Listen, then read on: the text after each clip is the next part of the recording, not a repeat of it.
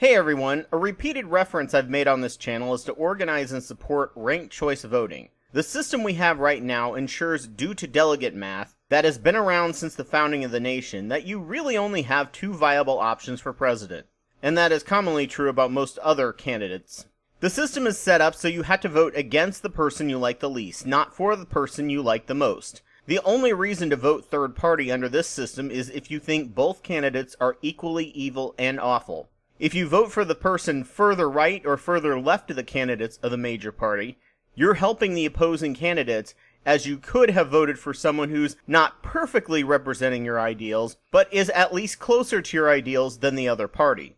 The 2000 election, when liberals voted for the Green Party, is a great example, and the environmental policies and everything the Green Party stood for got eroded and run roughshod over, since they refused to vote for Al Gore, who, while not as liberal as the Greens, would have given them at least some of what they wanted, or at least maintain the laws they already liked instead of reversing them.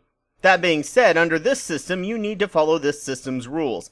However, that doesn't mean you can't change the system so you can vote more idealistically.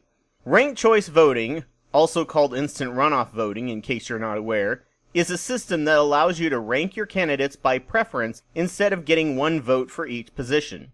It is used in Ireland, Australia, and Minneapolis, with different variations. All the votes for the top-ranked candidates on each ballot is counted. If there isn't a clear majority, the candidate with the least votes is eliminated, and their votes are given to the second choice on the ballot. This process repeats until one candidate achieves a majority of votes. This ensures the most moderate for the area, or the most liked and cordial, actually wins, as opposed to the most attention-seeking and insulting. Mudslinging is reduced as one candidate can attack another, but if people now don't like either candidate because one is viewed as corrupt and the other as a jerk, they can easily just vote for a different candidate than those two. This pushes the election toward cordiality, and also ensures that the government is more likely to work together instead of stonewalling. It would also end the solid red or blue states that ensures corruption and gerrymandering, as people may not like the party in power, but they really hate the other party, ensuring the party basically owns the state. Lots of outside spending might not help your campaign either, as you might be viewed as owned or corrupt.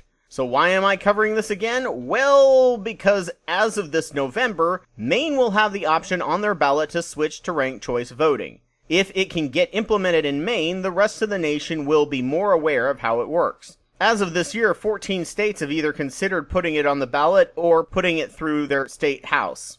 Right now, Maine has Governor Paul LePage, a man who is inflammatory on a level similar to Donald Trump. The people of Maine will hopefully be ready to end that kind of polarized politics that will elect a jerk like this, and ready to have real choices at the next election. If you have any extra money this election season, and if you give to any campaign this year, this is the one to give it to. If they vote for it, it will dramatically increase your chances of being able to, in 4 to 8 years, proudly vote for your favorite candidate instead of voting against the worst candidate like we have now. So if you give money to one campaign this year, this is the one, and do it soon. The earlier they have the money, the more time they will have to spend on educating the state of Maine to vote for people who will represent them, instead of the less bad of two extremes.